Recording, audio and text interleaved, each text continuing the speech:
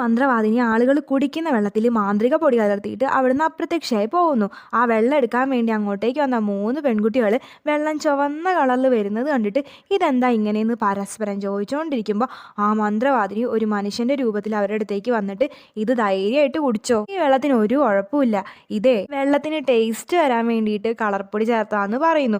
ഇവരും അത് കുടിക്കാണ്.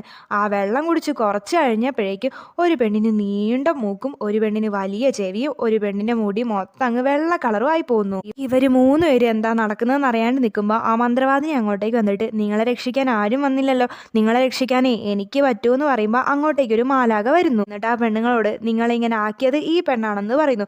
ഈ 3 പെണ്ണുങ്ങളും അത് വിശ്വസിക്കാണ്ട് ഇവളെ അങ്ങനെയൊന്നും ചെയ്യില്ല, ഇവളെ ഞങ്ങളുടെ ബെസ്റ്റ് ഫ്രണ്ട് ആണെന്ന് പറയുന്നു. ആ മാലാക ആ മന്ത്രവാദിനെ അവളുടെ ശരിക്കുള്ള രൂപത്തിലേക്ക് കൊണ്ടുവരുന്നു.